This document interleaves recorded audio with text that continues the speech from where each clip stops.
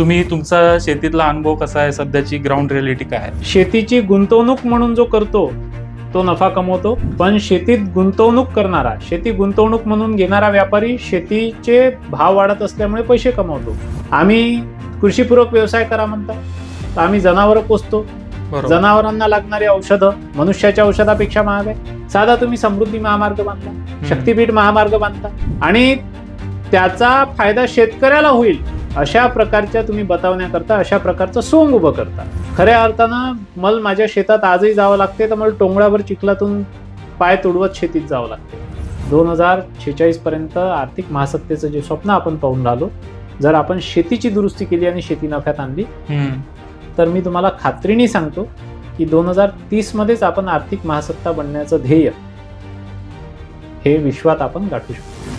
तर या परिस्थितीवर मात करण्यासाठी, शेती त्यातल्या त्यात जास्तीत जास्त प्रॉफिटेबल करण्यासाठी किंवा लॉस कमी करण्यासाठी एक शेतकरी म्हणून काय आपण करू शकतो? 8-10 फक्त चेंजेस पॉलिसीज मध्ये तुम्हाला करायचे. आम्ही किमान असे आहोत की आमचा हात दातारीचा आहे. आम्ही देशाचं पोट भरण्यासाठी शेती करतो. बरोबर. आणि कॉर्पोरेट हाऊसेस जेव्हा शेती करतील ते स्वतःचं पोट भरण्यासाठी शेती करतील. हा शेतकऱ्याचा आणि कॉर्पोरेट हाऊसेसचा शेती करण्यामधला फरक आहे. आमची एक पिढी आत्महत्या करून निघून जाईल, दुसरी पिढी कशी बशी शेती करेन, आणि तिसरी पिढी तुम्ही जसे सगळे बाहेर आले तशी जर तिसरी पिढी आमची सगळी बाहेर गेली आणि आम्ही शेती करणं सोडली तर निश्चितच येणाऱ्या पिढीचं काही खरं नाही. तुम्ही लॅपटॉप, कम्प्युटर्स, विकास, रस्ते हे खाऊन तर जगू शकणार. टाटा, बिर्ला, इन्फोसिस, अंबानी यांच्या ऑर्गनायझेशन्समध्ये जे रेप्युटेशन आहे ते रेप्युटेशन जोपर्यंत शेतीचं होणार नाही तोपर्यंत येणाऱ्या पिढीला कोणालाच शेती करायची नसेल. डॉक्टर, इंजिनियर, IAS, IPS सगळ्यांना व्हायचं आहे, शेतकरी व्हायचं नाही आहे.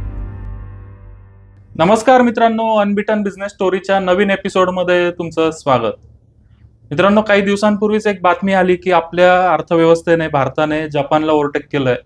आता भारताची अर्थव्यवस्था जगातली 4 नंबरची सर्वात मोठी अर्थव्यवस्था झाली आहे. ही तर खरं आनंदाची गोष्ट आहे, पण याच्यामध्ये एक डार्क साईड अशी आहे की जो आपला जो GDP वाढतोय त्याच्यामध्ये ॲग्रिकल्चरचा जो शेअर आहे तो सातत्याने खाली येतोय.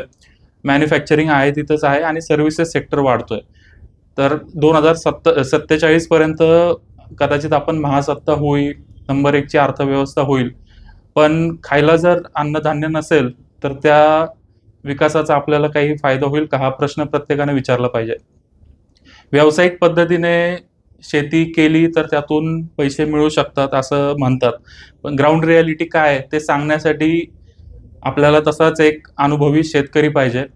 म्हणून आपण आज पॉडकास्टवर इन्व्हाइट केलंय विदर्भातले शेतकरी आहेत, शेतकरी नेते पण ते आहेत, शैलेश कुमार अग्रवाल सर. सर, तुमचं स्वागत आहे.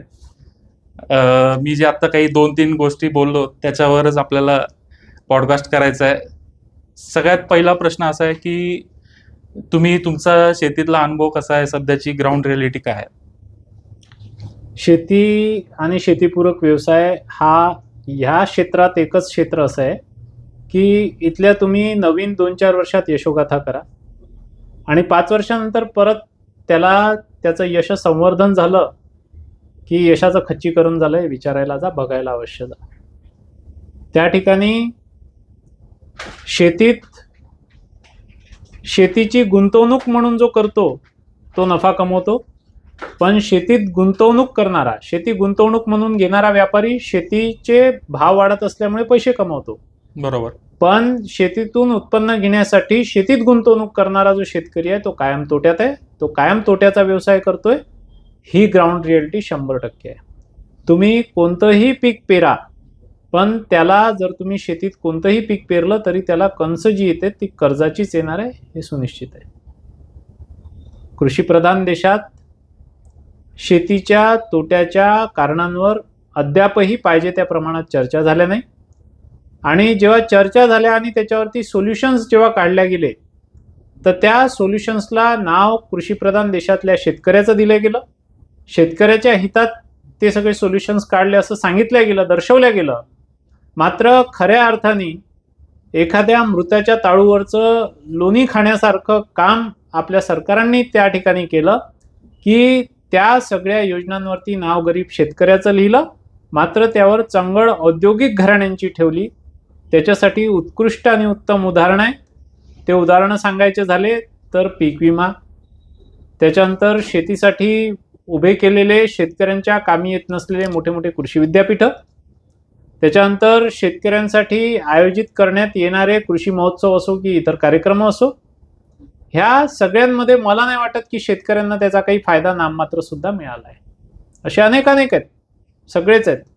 म्हणून शेती ही कायम सध्या तरी या कृषीप्रधान देशात तोट्याचाच व्यवसाय आहे. तोट्याचा व्यवसाय आहे याच्या मागे म्हणजे आपण समजा सरकारला आपण दोषी धरतो, ते एक त्यांचे धोरणं चुकतायत किंवा जे काय असेल. सरकारला दोषी म्हणून नाही धरत. कृषीसाठी देशातले जे धोरण आहे त्याच्यासाठी जी राजकीय इच्छाशक्ती पाहिजे ती नाही आहे. आणि खऱ्या अर्थानं आपण एखादं शेअर मार्केट आहे समजा, आज खाली गेलं तर त्याच्यावर चर्चा करणारे तुम्हाला 500 लोक मिळतील. बरोबर.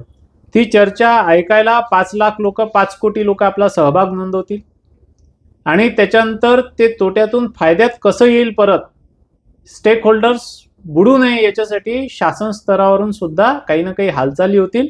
आणि देशातलं जे काही सरकार आहे त्याच्यासाठी यथोचित आणि यथाशक्ती आपले सगळे त्याच्यासाठी पर्याय शोधतील. मात्र शेती एक असा व्यवसाय झाला की साधे साधे आमच्या अडचणी आहेत. आज अल्पभूधारक शेतकरी या ठिकाणी वाढलाय, त्याच्यामुळं त्यानं शेतात काही पेरलं, किती उत्पन्न झालं तरी वर्षभर त्या उत्पन्नातून त्याच्या घराचा, त्याच्या कुटुंबाचा, संसाराचा गाडा चालू शकत नाही. हे सत्य आहे, वास्तव आहे.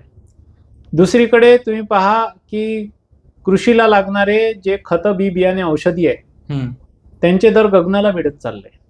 20 रुपये किलोनी मी जे वाण विकतो त्याचं बियाणं जर मला घ्यायचं आहे तर 200 रुपये, 800 रुपये, वेळ प्रसंगी चांगलं बियाणं 2000 रुपये किलोपर्यंत मी विकत घेतो. बापरे.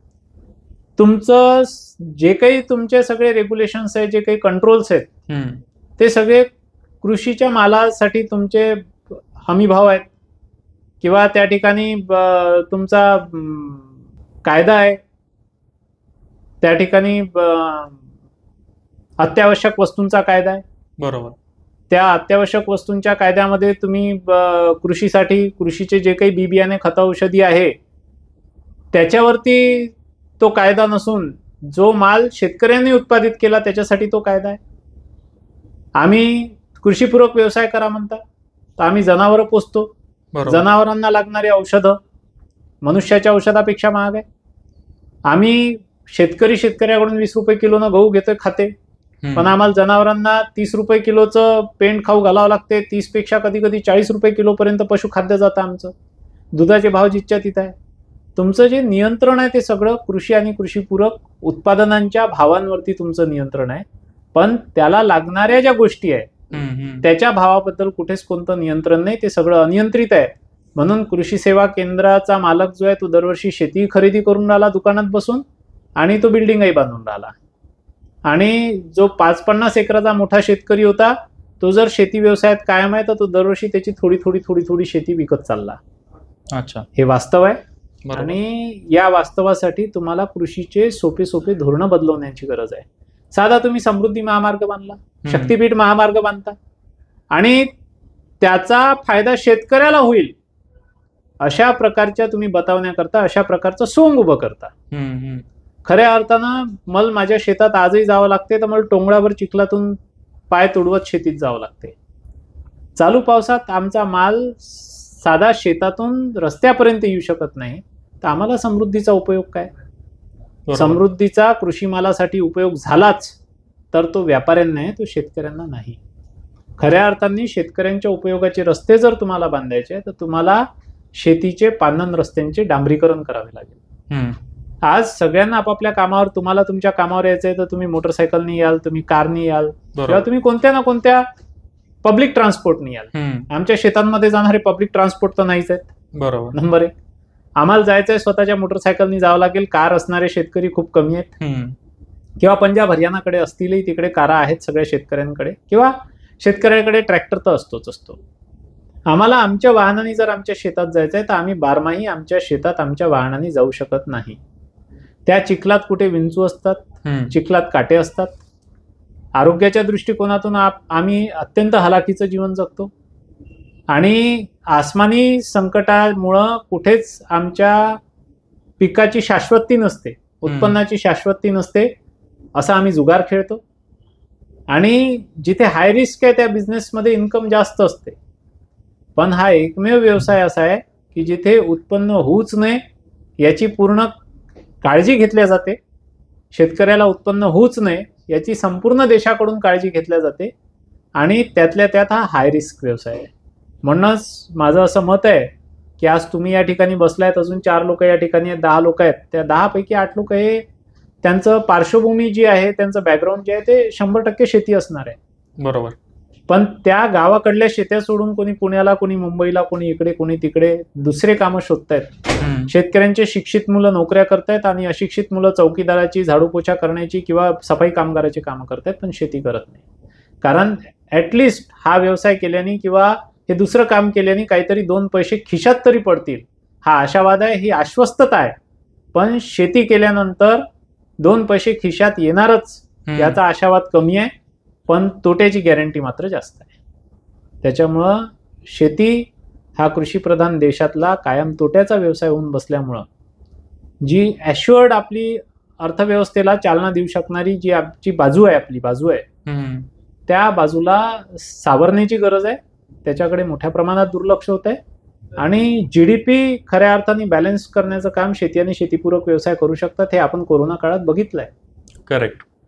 ते उदाहरण आपल्या डोळ्यासमोरून गेलं नाहीये, पण तरी सुद्धा आपण शासन म्हणून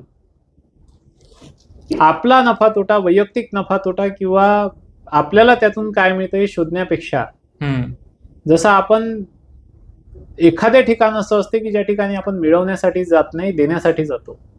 बरोबर. आपण लेकरं पोसत असताना पुढे जाऊन त्यांच्याकडून काय मिळणार आहे याचा विचार करत नाही, तर ते उद्याचं भविष्य आहे म्हणून त्यांना पोसतो.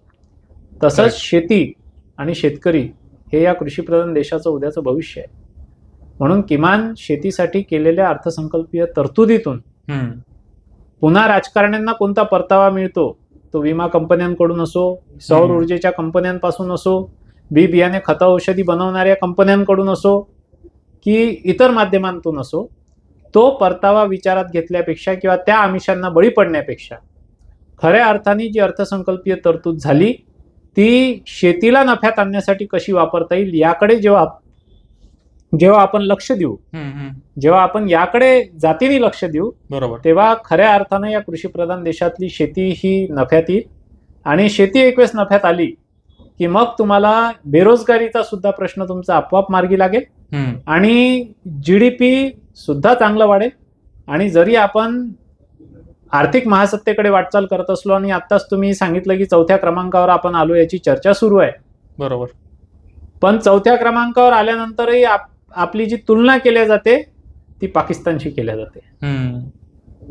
आपली तुलना अमेरिकेशी केल्या जात नाही, इतर प्रगत देशांशी केल्या जात नाही. आपल्यापेक्षा छोटे छोटे देश हे आपल्यापेक्षा जास्त प्रगत आहेत. त्याचं कारण आहे, कारण ते शेतीतल्या तोट्याकडे लक्ष ठेवून आहेत. त्या ठिकाणी विशेष सहायता ही शेतकऱ्यांना आणि कृषी व्यवसायाला दिल्या जाते. मला असं वाटते की काही दुरुस्त्या खऱ्या अर्थाने जर आपण कृषी क्षेत्रात केल्या तर निश्चित हा व्यवसाय नफ्याचा झाल्याशिवाय राहणार नाही.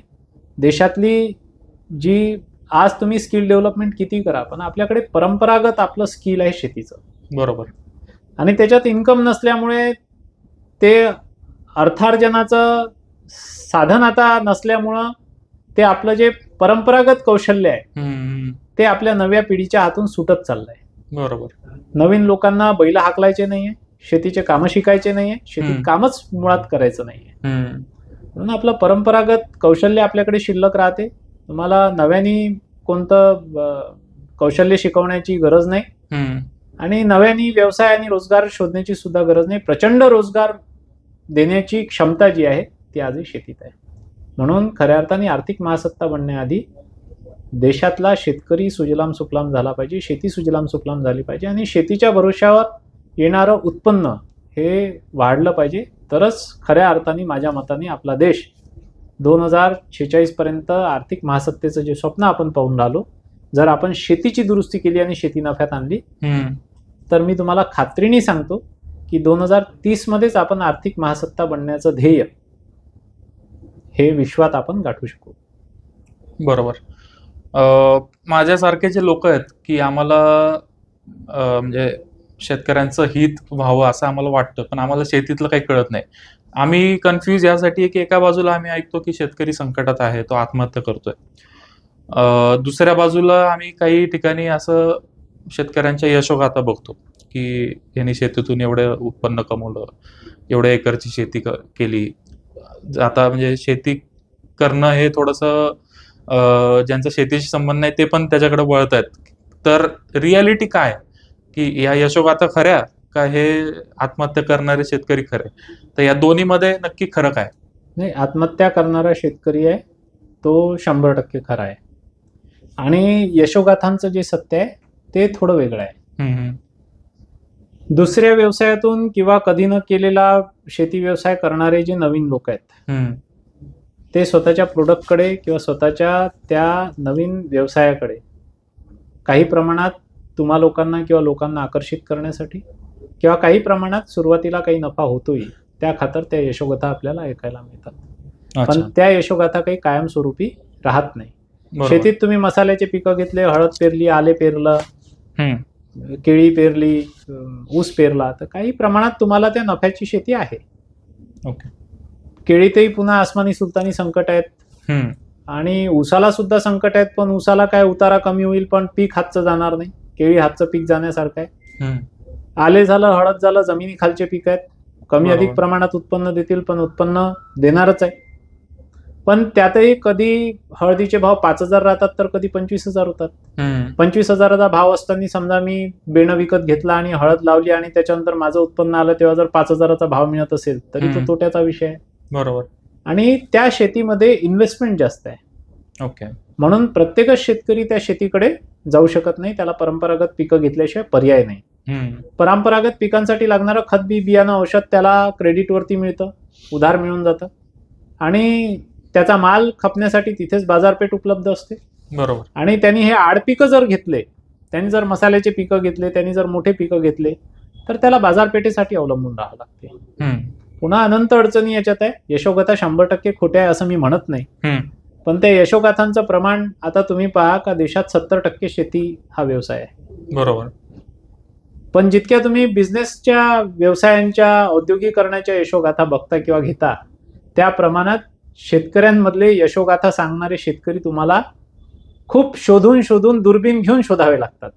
तेव्हा ते यशोगाथा सांगणारा एकट दुकट एक तुम्ही जिल्ह्यात जा, त्या जिल्ह्यातल्या तुम्हाला शेतकऱ्यांच्या यशोगाथा किती मिळतील? बरोबर. लाखो शेतकरी त्या जिल्ह्यात आहेत, पण त्या जिल्ह्यातल्या एकट दुक्कट शेतकऱ्यांच्या यशोगाथा सोडल्या तर बाकी कोणाला यशप्राप्ती शेतीत झालीच नाहीये. हे सत्य आहे, परंतु अशक्य आहे असंही म्हणता येणार नाही. काही छोट्या छोट्या दुरुस्त्या आहेत, त्या जर केल्या तर निश्चित मी पुन्हा दाव्यानं सांगतो की शेती, भारतातली शेती नफ्यात आल्याशिवाय राहू शकत नाही. 100% येऊ शकते, पण त्याच्यासाठी उपाययोजना करणं गरजेचं आहे. त्याच्यासाठी पॉलिसीज, धोरणं. बरोबर. शेतीवर उपाययोजना म्हणजे आजच्या देणाऱ्या सवलती नाही.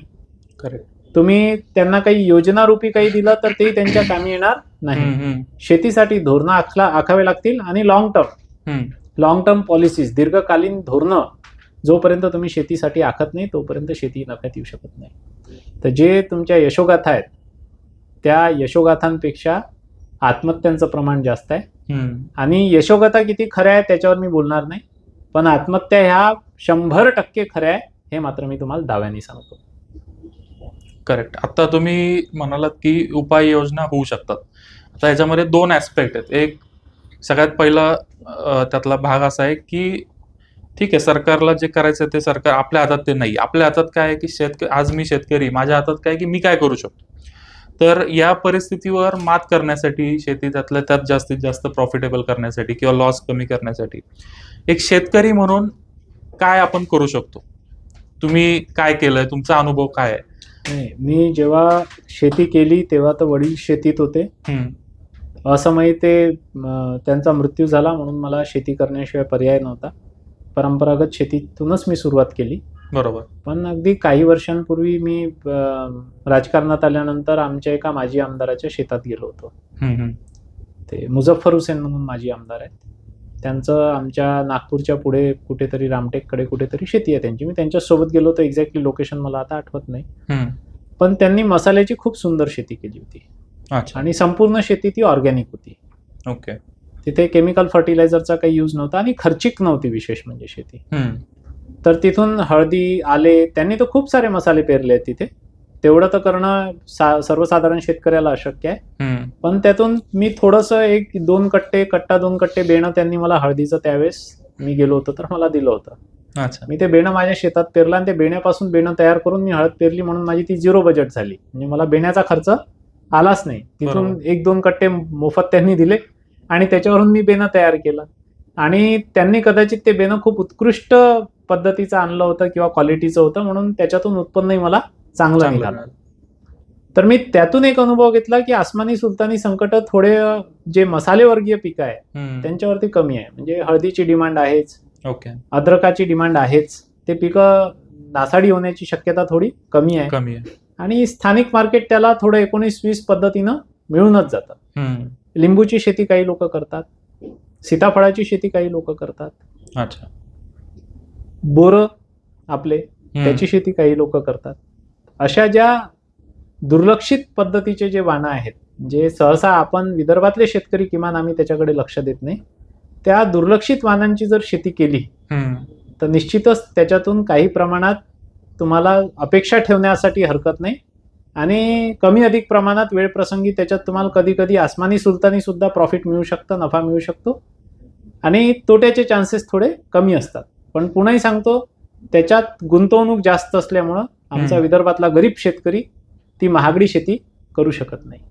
ही त्यातली अडचण आहे. मात्र हे पिकं आहेत की जे तुम्हाला खात्रीलायक थोडं उत्पन्न देतात.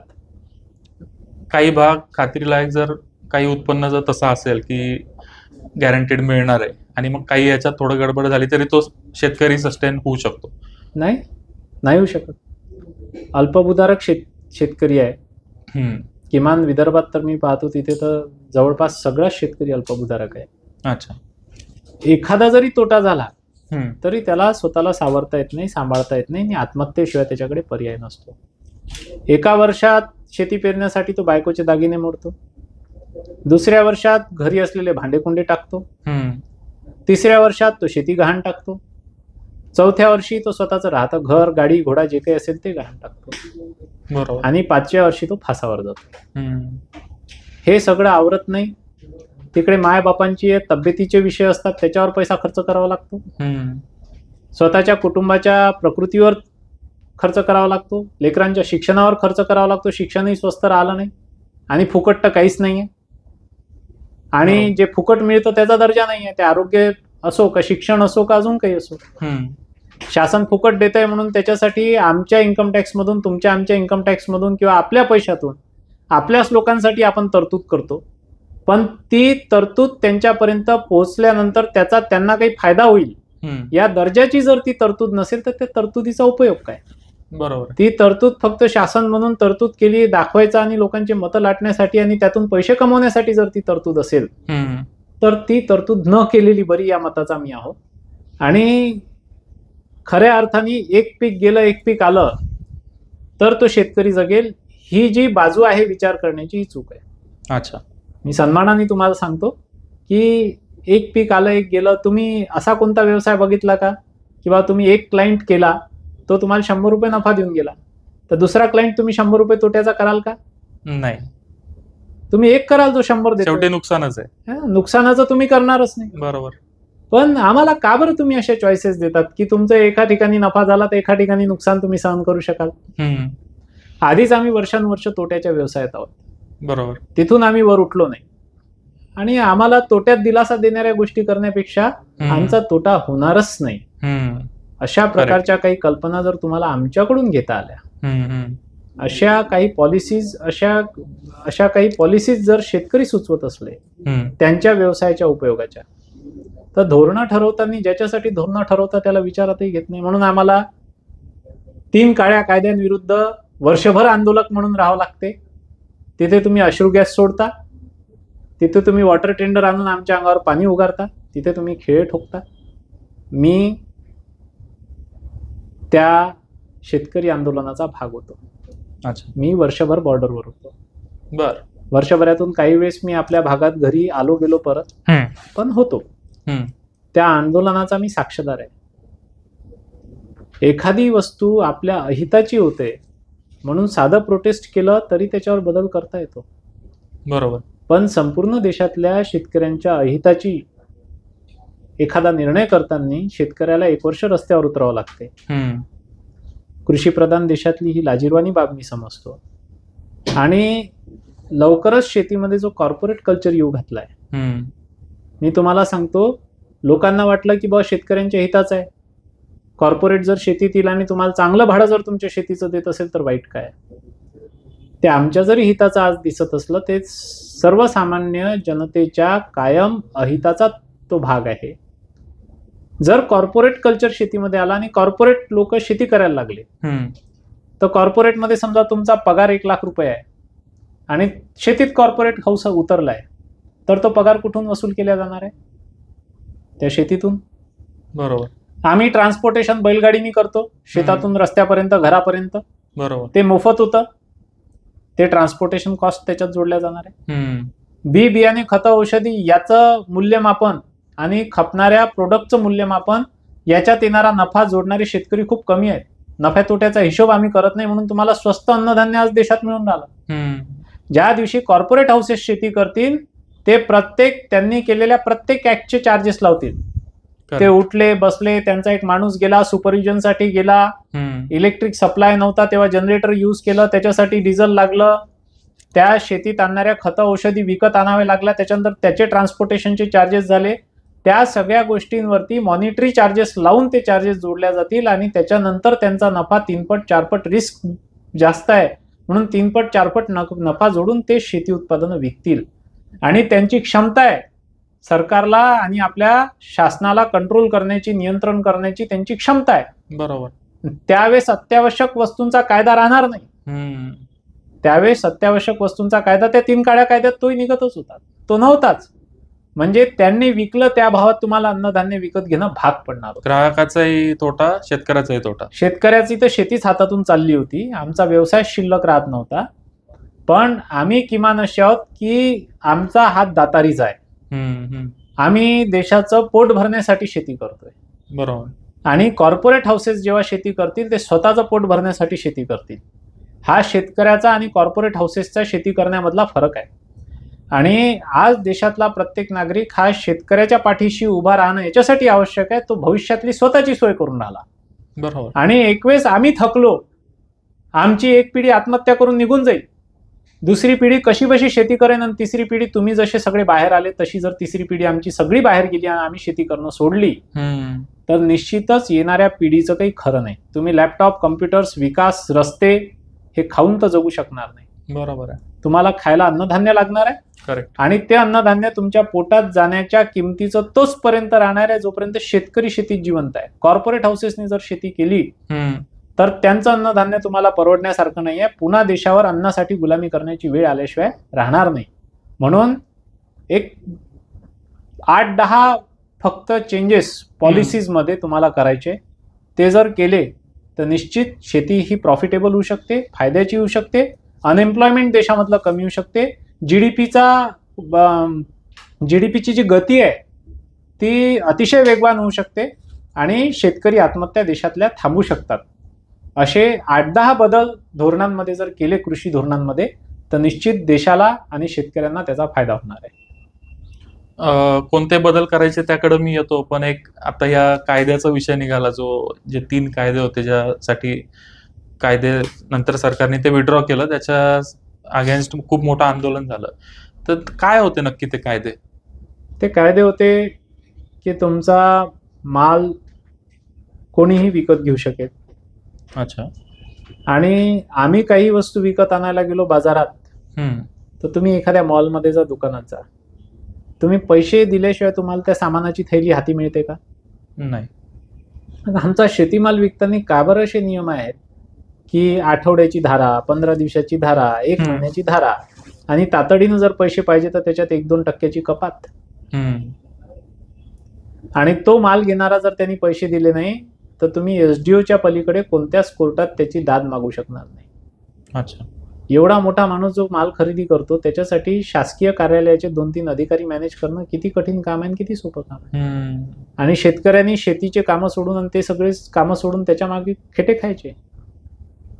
आणि शेती आम्ही भाडेतत्वावर द्यायची, कॉर्पोरेट हाऊसेसला द्यायची, त्याचे ॲग्रीमेंट्स त्यांनी बनवायचे. गरीब अशिक्षित शेतकऱ्याला त्या ॲग्रीमेंटचे टर्म्स क्लॉजेस समजणार आहेत का खऱ्या अर्थाने?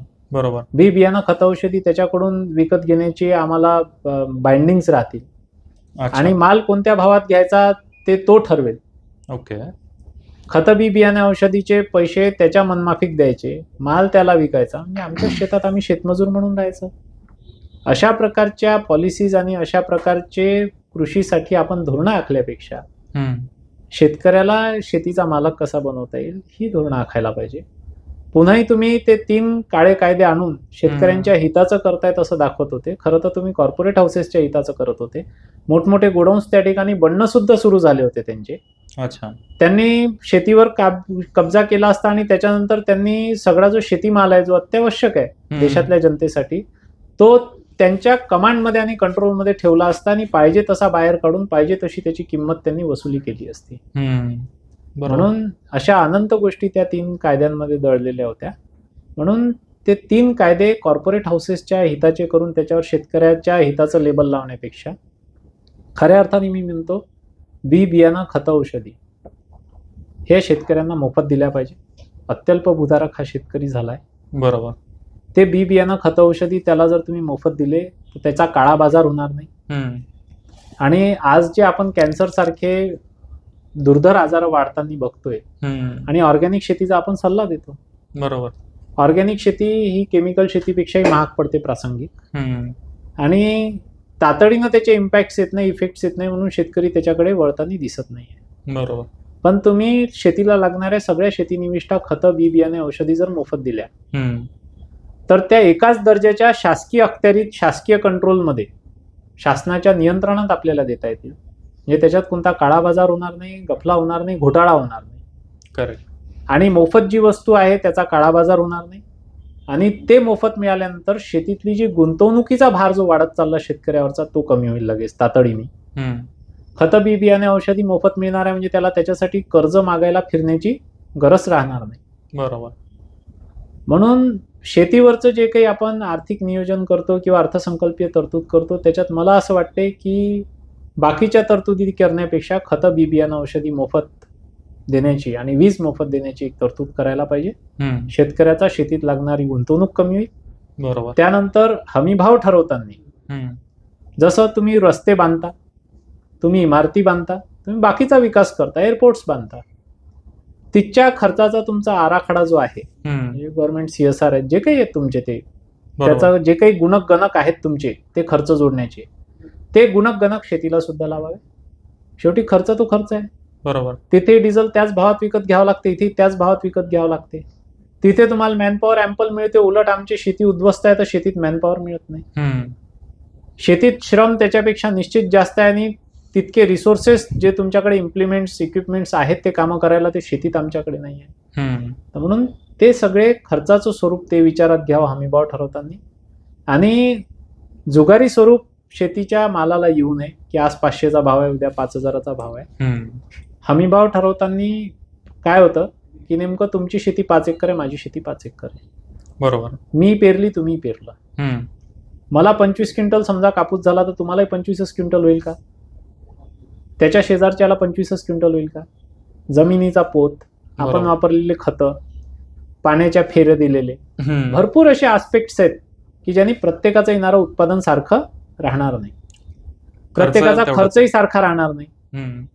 मग तुम्ही ऍव्हरेज जो खर्च आहे शेतीला लागणारा तो काढणं तुमच्यासाठी अशक्य आहे. बरोबर. अशा परिस्थितीत खतं बी बियाणे औषधं जर त्याला मोफत दिले, वीज मोफत दिली आणि त्याच्यानंतर जो आजपर्यंत सर्वोच्च भाव शेतीच्या मालाला मिळाला असेल तिथून दरवर्षी ज्याप्रमाणे आपण नोकरदारांचा पगार ज्या तुलनेत वाढवतो म्हणजे आज जी असमानता मोठ्या प्रमाणात आपल्याला विषमता दिसते, आर्थिक विषमता समाजात, त्याचं कारण हे आहे की नोकरदाराचा पगार 4th पे, 5th पे, 6th पे, 7th पे, 8th पे दरवर्षी वाढतो आणि शेतकऱ्याचा तोटा दरवर्षी वाढतो. तर जितक्या प्रमाणात तुम्ही पे कमिशननी त्यांचा पगार वाढवला, त्याच प्रमाणात जर कृषी मूल्य आयोगाने शेतीच्या मालाचा हमी भाव वाढवला तर सामाजिक विषमताही कंट्रोल करता येईल, शेतीला भाव चांगला मिळेल आणि हा हमी भाव चांगल्या पद्धतीने ठरवला जाईल. शेतीत लागणारा आपल्याला जो खर्च आहे तो कमी करता येईल. मग हमीभाव व्यवस्थित ठरवता येईल. मग हमीभाव ठरवल्यानंतर त्या हमीभावात माल विकत घेण्याची सोय मार्केटमध्ये राहत नाही. जातीनं जे मोठ्या प्रमाणात व्यापारी बसले किंवा उद्योजक बसले ते शेतकऱ्याचा माल जेव्हा बाजारात येतो त्याला अडचणीत धरतात, कारण त्यांना माहिती आहे की याची होल्डिंग कॅपॅसिटी नाही आहे. आणि शासकीय मदत त्यांच्या बाजूनी अशी असते की जेव्हा शेतकऱ्याचा माल निघतो तेव्हा जे शासकीय खरेदी केंद्र आहे ते सुरू राहत नाही. नेमके शेतकऱ्याचा माल संपल्यानंतर ते शासकीय खरेदी केंद्र सुरू होतात आणि शेतकऱ्याकडून हमीभाव 5,000 असून सुद्धा 3,000, 4,000, 2,500 तो माल व्यापारी विकत घेतो आणि शासकीय खरेदी केंद्र सुरू झाल्यानंतर तोच माल 5,000, 6,000 तो त्या शासकीय हमीभाव खरेदी केंद्रात टाकतो, विक्री केंद्रात टाकतो. तर तेव्हाही त्या ठिकाणी जे शासनाची जी मदत आहे ती प्रत्यक्ष शेतकऱ्यापर्यंत पोहोचत नाही, ती व्यापाऱ्यांच्या घशात जाते. तर याच्यावर उपाय म्हणून, पर्याय म्हणून शासनाने किमान काही वर्ष शासकीय खरेदी विक्री केंद्र 365 दिवस सुरू ठेवावे. अच्छा. जिथे शेतीमाल हमी भावात खरेदी झाला पाहिजे आणि हमी भावात विक्री करा, म्हणजे शेतकऱ्यांना परत जेव्हा बी बियाण्यासाठी गरज आहे किंवा स्वतःच्या वापरासाठी गरज आहे तर त्याच भावात त्याला तो माल मिळेल, लोकांना सुद्धा मिळेल. म्हणजे तुम्हाला जीवनावश्यक वस्तूंचा कायदा करण्याची गरज राहणार नाही. खऱ्या अर्थाने हमी भावात शेतकऱ्यांनी विकलेला माल हमी भावात जनतेपर्यंत पोहोचवता येईल. म्हणून 365 दिवस सुरू असलेले हमीभाव खरेदी विक्री केंद्र सुरू करायला पाहिजे. हे मोठं न पटण्यासारखं आहे की एखादा वाण शेतकऱ्याचं उत्पन्न निघाला तर 5 दिवस, 10 दिवस, महिना, 1.5 महिना हमीभाव खरेदी केंद्र सुरू असतात. त्याच्यात सुतळी नाही, बारदाना नाही, पैसे नाही, गोडाऊन नाही, हे अनंत अडचणी येतात. असं कुठे पाहिलं का की बा आम्ही 365 दिवस मेहनत करतो, म्हणजे आम्ही त्या 1.5 महिन्यात कामधंदे सोडून फक्त हमीभाव केंद्रावर गर्दी करायची? बरोबर. आम्हाला 365 दिवसाची सोय द्या. हा झाला तिसरा उपाय. चौथा उपाय आहे की आसमानी संकट हे शेतीवर असतं. तुम्ही म्हणाल की आम्ही मोफत बी बियाणं, खत, औषधी दिले. बरोबर. हमीभाव सुद्धा पे कमिशनच्या बरोबरीने कृषी मूल्य आयोगाने तसाच ठरवला. हमीभाव खरेदी विक्री केंद्रात आम्ही तुमचा हमीभावात माल सुद्धा खरेदी केला. पण समजा अतिवृष्टी झाली, कोरडा दुष्काळ पडला, एखाद्याचा माल पेटून गेला, जनावरांनी खाल्ला, जंगली जनावरांनी नुकसान केलं किंवा काही XYZ नुकसान झालं, बी बियाणं व्यवस्थित निघालं नाही, व्यवस्थित उगवलं नाही, बरोबर, अशा अडचणी आल्या, उत्पन्नच झालं नाही तर मेहनतही फालतू जाईल आणि त्याच्या कुटुंबाचा गाळा त्यांनी वर्षभर कसा ओढावा. तर त्याच्यासाठी ही जी हल्लीची तुमची पीक विमा योजना आहे, पंतप्रधान फसल विमा योजना, ही पंतप्रधानांनी फक्त इंडस्ट्रियल हाऊसेसच्या, कॉर्पोरेट हाऊसेसच्या आणि विमा कंपन्यांच्या उपयोगासाठी आणि फायद्यासाठी काढलेली योजना आहे. ही योजना खरोखर शेतकऱ्यांच्या हिताची जर करायची आहे तर insurance companies are profit making organisations. बरोबर. They are not seated for charity. Correct. ते काही एवढ्या मोठ्या प्रमाणात झालेल्या शेतकऱ्यांच्या नुकसानाची भरपाई देतील अशी अपेक्षा करणं त्यांच्याकडून आपली चूक आहे, घोडचूक आहे. म्हणून खऱ्या अर्थाने जर कोणत्याही शेतकऱ्याचं कोणत्याही कारणास्तव पिकाचं नुकसान झालं तर त्याला त्याच्या उत्पन्न किमतीचा भरपाई देण्याची जबाबदारी शासनाने घ्यावी. याचा फायदा असा होईल की तो पुन्हा कर्जमाफीसाठी तुमच्याकडे उभा राहणार नाही. तर कर्जमाफीसाठी करावी लागणारी अर्थसंकल्पीय तरतूद, पीक विम्यासाठी करावी लागणारी अर्थसंकल्पीय तरतूद आणि बाकीच्या सगळ्या ज्या ज्या गोष्टींवर शेतकऱ्यांच्या नावाचं लेबल आहे आणि चंगळ मात्र उद्योजकांची आहे, त्या सगळ्या आर्थिक अर्थसंकल्पीय तरतुदी देशातल्या, सगळ्या राज्यातल्या आणि देशातल्या जर शेतकऱ्यांसाठी वापरता आल्या तर त्याच्यातून निश्चितच त्याच्या पिकाची झालेली भरपाई आपल्याला सहज देता येण्यासारखी आहे. आधी त्याला आपण खतं, बी बियाणे, औषधी मोफत दिले, हमीभाव व्यवस्थित ठरवला, 365 दिवस हमीभाव केंद्रावर त्याचा माल नगदीत, तातडीनं त्यानं माल मोजला की तातडीनं त्याला नगद पैसे दिले, आपण विकत घेतला. आणि जर आसमानी सुलतानी संकट काही आला आणि त्याच्या पिकाची नासाडी झाली, नुकसान झालं, तर त्याची आपण तात्काळ, अरे विमा, आपणही आपला विमा काढतो तर आपल्याला, आपण गेलो की आपला विमा आपल्या घरच्यांना मिळतो. गाडीचं इन्शुरन्स आपण काढतो, कॅशलेस असतं. गाडी कुठे ऍक्सिडेंट झाली तर तुम्हाला त्याचा विमा मिळतो, दुरुस्त करून मिळते. जास्त मोठा ऍक्सिडेंट झाला असेल तर रिटर्न टू इनव्हॉइस तुम्हाला ती गाडी विमा कंपनी घेऊन घेते, नवीन गाडी देते. आणि एखाद्या जिनिंग प्रेसिंगवाल्याचं किंवा दुकानदाराचं दुकान पेटलं, काही झालं, त्याला विमा पूर्ण मिळतो. मग शेतकऱ्यांसाठी विम्याच्या अशा जाचकटी का बरं आणि विमा काढणं का आवश्यक? सरसकट कृषीप्रधान देशात विमा गिमा काही नाही. शेतकऱ्यांचं नुकसान झालं त्या शेतकऱ्याच्या नुकसान भरपाईची व्यवस्था ही शासकीय यंत्रणेकडे असली पाहिजे. त्याच्यासाठी उपग्रह प्रक्षेपण प्रणाली, कृषी विभाग, महसूल विभाग यांना कामी लावून तुम्हाला सहज त्याची माहिती घेता येण्यासारखी आहे. त्यात कोणी शेतकरी काही 420 किंवा फसवणूक कोणाची करू शकत नाही. गरीब शेतकरी, अशिक्षित शेतकरी तुमची फसवणूक करणार नाही. बरोबर. म्हणून अशा प्रकारचा जर विमा आपण त्याला दिला तर खऱ्या अर्थाने मला असं वाटते की अल्पभूधारक शेतकरी, देशातला शेतकरी, आत्महत्या करणारा शेतकरी हा खऱ्या अर्थाने या कृषीप्रधान देशातल्या शेतीला चांगले दिवस आणेल. आणि शेती प्रॉफिटेबल झाली तर त्याच्यातून खऱ्या अर्थानं देशाच्या आर्थिक गोष्टींना सुद्धा आणि अर्थसंकल्पाला सुद्धा चांगली चालना मिळेल आणि खऱ्या अर्थाने देश आर्थिक महासत्तेकडे वाटचाल करेल असं माझं मत आहे. मित्रांनो, आजच्या पॉडकास्टचा हेतू असा होता की शेतीमध्ये जी ग्राउंड रियालिटी आहे ती तुमच्या समोर आली पाहिजे. आपण असा विचार करतो की मी तर शेतकरी नाहीये, मग शेतीमध्ये काय चाललंय त्याच्याशी माझं घेणं देणं काय, पण तसं नाहीये. शेवटी पोट भरण्यासाठी आपल्याला अन्नधान्य लागतं आणि ते पिकवतोय शेतकरी. त्यामुळं त्याच्या समोर काय अडचणी आहेत त्या आपल्याला कळल्या पाहिजे. त्यातूनच ज्या वेळेला या सगळ्या अडचणी प्रत्येकाला कळतील त्याच वेळेला त्याच्यातून काहीतरी मार्ग निघेल. जिथून आपण सुरुवात केली होती तिथंच आपण एंड करतोय की 2047 पर्यंत भारत महासत्ता होईल आणि झाली तर ती चांगलीच गोष्ट आहे. पण किमान त्यावेळेला एखाद्या लहान मुलाला जर विचारलं की तुला मोठं होऊन काय व्हायचंय, तर आज जे मुलं म्हणतायत की मला इंजिनियर, डॉक्टर व्हायचंय, तर 2047 मधले लहान मुलं म्हणले पाहिजेत की मला शेतकरी व्हायचंय. आणि तो दिवस येण्यासाठी अर्थातच भरपूर काही गोष्टी करण्यासारख्या आहेत, करायला पाहिजेत. जे डिसिजन मेकर आहेत, पॉलिसी मेकर आहेत, तिथं चांगले लोक त्या ठिकाणी पोहोचले पाहिजेत. चांगले लोक आहेतच, आणखीन चांगले लोक पोहोचले पाहिजेत. येणाऱ्या काळात चांगलेच आहेत निश्चितच. ते सगळे शेतकरी कुटुंबातून गेलेले आहेत, त्यांना शेती चांगली समजते. पण तिथे गेल्यानंतर कुटुंबाचा विचार सोडून त्यांनी फक्त स्वतःचा विचार समोर ठेवला. म्हणून मला असं वाटते की शेतीचे हे हाल आहेत. आणि जे तुम्ही बोललात की 2047ला येणाऱ्या पिढीला वाटलं पाहिजे की आपण शेतकरी व्हावं, तर ते न वाटण्याची असंख्य कारणं आहेत. आजही आमच्या शेतात जायला आम्हाला चिखलातून वाट तुडवत जावं लागते. तुम्ही जेव्हा रस्ते बांधता तेव्हा तुम्ही जमीन संपादित करता, महागडे रस्ते बांधता आणि त्याला म्हणता की शेतीमाल ट्रान्सपोर्टेशनसाठी किंवा शेतीमालाच्या आवागमनासाठी हे रस्ते बांधले. पण खऱ्या अर्थाने आमच्या शेतातून बाहेर येणारा रस्ता आणि शेतात आत जाणारा रस्ता आजही तुम्हाला 3 फूट इकडच्या शेतकऱ्यांनी 3 फूट तिकडच्या शेतकऱ्यांनी फुकट जमीन द्यावी असं वाटते. म्हणून शेतीच्या रस्त्यासाठी शेतकऱ्यांचे भांडणं होतात. शेतीत व्यवस्थित जाण्या येण्याची, दळणवळणाची साधनं नाही. शेतीत लाईफची डिग्निटी नाही. शेतकऱ्याला समाजात सन्मान शिल्लक नाही. म्हणून येणारी पिढी ती शेतीकडे आकर्षित होत नाहीये. खऱ्या अर्थाने येणाऱ्या पिढीला जर शेतीकडे आकर्षित करायचं आहे तर आधी तुम्हाला शेतीला सुगीचे दिवस आणायचे आहे. आणि टाटा, बिर्ला, इन्फोसिस, अंबानी यांच्या ऑर्गनायझेशन्समध्ये जे रेप्युटेशन आहे ते रेप्युटेशन जोपर्यंत शेतीचं होणार नाही तोपर्यंत येणाऱ्या पिढीला कोणालाच शेती करायची नसेल. डॉक्टर, इंजिनियर, IAS, IPS सगळ्यांना व्हायचं आहे, शेतकरी व्हायचं नाही आहे. हे सत्य आहे. आणि हे सत्य जर तुम्हाला शेतीकडे आकर्षित करणाऱ्या सत्यात परिवर्तित करायचं आहे तर शेतीसाठी धोरणं बदलवणं आणि कृषीप्रधान देशातले धोरणं शेतकरी हिताचे करणं हे अत्यावश्यक आहे. या गोष्टी होतील आणि नक्कीच परिस्थिती बदलेल अशी आशा व्यक्त करूया. सर, तुम्ही आम्हाला वेळ दिलात त्याबद्दल खूप खूप धन्यवाद.